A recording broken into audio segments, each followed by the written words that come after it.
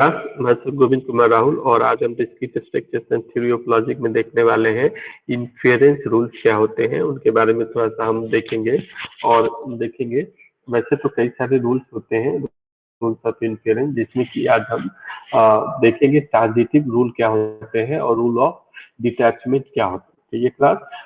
तो ये चीज बाकी के रूल्स हम आगे पढ़ने वाले हैं तो फिलहाल के लिए मैं एक तरीका आपको बता दूं कि मान लीजिए कि एक है P एंड Q।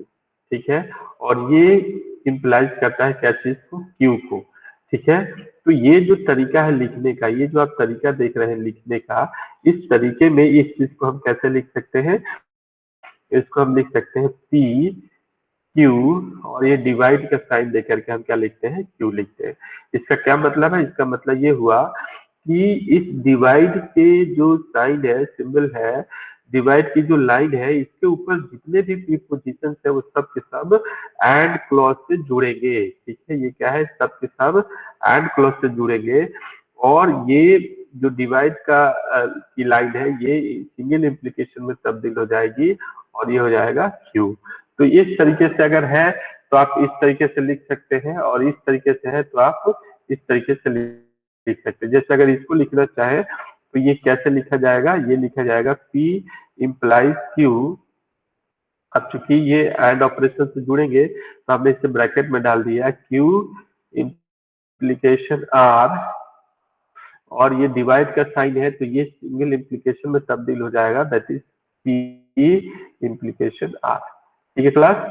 तो ये चीजें हैं, हमें कई बार पूछा जाता है कि ये स्टेटमेंट वैलिड है कि नहीं। मान लीजिए ये आपके नजर में नहीं है, ट्रूथ टेबल आपके नजर में नहीं है, पूछा जाए कि क्या ये स्टेटमेंट ट्रू है, क्या ये वैलिड स्टेटमेंट है, तो हम इस स्टेटमेंट की वैलिडिटी इन इन्फेरेंस रूल्स को यूज करके भी चेक कर सकते हैं। जैसे कि ट्रांजिटिव रूल के अकॉर्डिंग अगर P Q को इम्प्लाइज करता है, Q R को इम्प्लाइज करता है तो अल्टीमेटली P R को इम्प्लाइज करता है। तो हम लिख सकते हैं कि ये जो स्टेटमेंट है bye the rule of transitive inference rule it is valid statement. ठीक है। तो एक तो ये हमारे पास यूज होता है ट्रांजिटिव रूल यूज होता है, दूसरा हमारे पास यूज होता है रूल ऑफ डिटैचमेंट। मतलब कहने का क्या है कि P है और एंड ऑपरेशन के साथ मान लीजिए P सिंगल इम्प्लीकेशन Q है, सिंगल इम्प्लीकेशन Q है, तो ये फाइनली आउटपुट क्या कर देता है, Q को आउटपुट कर देता है। This is called detachment rule. ठीक है। ये डिटैचमेंट रूल कहा जाता है, रूल ऑफ डिटैचमेंट, जो कि इन्फेरेंस रूल के अंतर्गत आता है। तो ये दो रूल हम देखते हैं और ये दो रूल के आधार पर हम देखते हैं किसी स्टेटमेंट की वैलिडिटी को हम कैसे चेक कर सकते हैं। ठीक है क्लास। तो देखते हैं, जैसे मान लीजिए कि हमारे पास क्या है, कह रहा है test the validity of following argument. दो आर्गुमेंट दिया हुआ है, इसको आप क्या कर दीजिए, इसकी वैलिडिटी चेक करिए। क्या कहा, if a man is a bachelor he is worried. ठीक है। If a man is a bachelor he is worried. ठीक है। दूसरा आर्गुमेंट क्या है, if a man is a worried he dies young. ठीक है। तो मान लीजिए कि हमने P एक वेरिएबल लिया जिसको लिख दिया अ मैन इज अ बैचलर। ठीक है। अ मैन इज अ बैचलर, इस स्टेटमेंट को हमने P को असाइन कर दिया। ही इज वरीड, इसको हमने Q को असाइन कर दिया एंड ही डाइज यंग, इसको हमने R को असाइन कर दिया। ठीक है क्लास। तो ये जो स्टेटमेंट है आप ध्यान दीजिए, if a man is a bachelor he is worried, तो इसको हम क्या लिख सकते हैं कि P और इम्प्लीकेशन Q। ठीक है। इसको हम क्या पढ़ेंगे,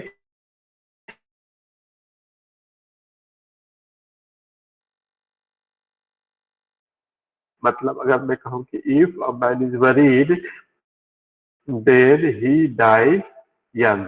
ठीक है। If a man is worried he dies young. ठीक है। He dies young. If a man is worried he dies young. ठीक है क्लास। तो इस तरीके से आप क्या देखते हैं कि हम इस स्टेटमेंट को तो एक तो हमने फॉर्मुलेट कर दिया, अब इसकी हम वैलिडेशन चेक करते हैं कि इसका वैलिडेशन आखिर है क्या, क्या ये वैलिड स्टेटमेंट है और नहीं। ठीक है। वैलिड स्टेट, जैसे इसने क्या किया कि इसने आर्गुमेंट क्या किया, इसने स्टेटमेंट दिया हुआ है, if a man is a bachelor he is worried, if a man is worried he dies young. इसने क्या आर्गुमेंटिंग करी, इसने आर्गुमेंटिंग क्या करी, ये एक स्टेटमेंट है, आर्गुमेंट नहीं है, अगर मैं पहले बोल गया हूं तो ये एक स्टेटमेंट है, if a man is a bachelor he is worried, if a man is worried he dies young. इसको इसने आर्गुमेंटिंग करी और इन्फेरेंस रूल प्लॉट किया और आर्गुमेंटिंग प्लॉट किया कि बैचलर डाइज यंग। ये क्या है, कंक्लूजन है, ये क्या है, कंक्लूजन है, बैचलर डाइज यंग। ठीक है, मतलब दो प्रीमाइसेस से या दो स्टेटमेंट से इसने आर्गुमेंटिंग करी कि बैचलर डाइज यंग। तो क्या ये एक वैलिड आर्गुमेंटिंग है, क्या ये वैलिड आर्गुमेंट है? तो इसके लिए हमने इसको फॉर्मुलेट कर लिया है, इससे पहले हमने इसको फॉर्मुलेट किया हुआ था क्लास। जब हम फॉर्मुलेट करते हैं तो इसको हम इस तरीके से सॉल्व करने की कोशिश करते हैं। जैसे हमने अभी आपको बताया था, if a man is bachelor he is worried. ठीक है, पहला प्रेमाइसिस है। दूसरा प्रेमाइस क्या होगा कि if a man is worried he dies young. ठीक है, और इसमें कंक्लूजन क्या प्लॉट किया, P implies Q means if a man is a bachelor he dies young। तो आप कह सकते हैं कि bye the rule of transitivity, मतलब P implies Q, Q implies R, then P implies R, ये हमारी क्या है, ट्रांजिटिविटी है। तो by the rule of transitivity क्या है, ये स्टेटमेंट क्या है, वैलिड है। So the given argument is true by the rule of syllogism भी इसको बोलते हैं या ट्रांजिटिव रूल भी कहते हैं। ठीक है क्लास, तो इस तरीके से हम क्या देख रहे हैं कि हम आर्गुमेंटिंग क्या है, एक प्रोसीजर है जिससे कि हम क्या करते हैं, कंक्लूजन प्लॉट करते हैं। कई सारे प्रीमाइसेस या स्टेटमेंट दिए रहते हैं, उन स्टेटमेंट से हम एक प्रोसेस के द्वारा, जिससे कि हम आर्गुमेंटिंग करते हैं, एक कंक्लूजन प्लॉट करते हैं। और अब हम चेक कर रहे हैं कि क्या ये जो कंक्लूजन प्लॉट किया गया है, क्या ये जो आर्गुमेंटिंग की गई है, क्या ये वैलिड आर्गुमेंटिंग है? अगर ये वैलिड आर्गुमेंटिंग है तो ये किसी न किसी इन्फ्लुएंस रूल को सेटिस्फाई कर रही होगी। तो आप क्या देख रहे हैं कि ये जो है वो रूल ऑफ साइलोलिज्म या रूल ऑफ ट्रांजिटिविटी को फॉलो करते हुए इस कंक्लूजन को प्लॉट कर रही है। तो ये आर्गुमेंटेशन क्या है, एक वैलिड आर्गुमेंटेशन है। ये पूछा जाता है क्लास, ये भी इम्पोर्टेंट है। तो मिलते हैं नेक्स्ट लेक्चर में, और तब हम देखेंगे कि प्रीडिकेट लॉजिक क्या होते हैं और कनेक्ट और क्वांटिफायर्स क्या होते हैं। ठीक है क्लास, तो थैंक यू फॉर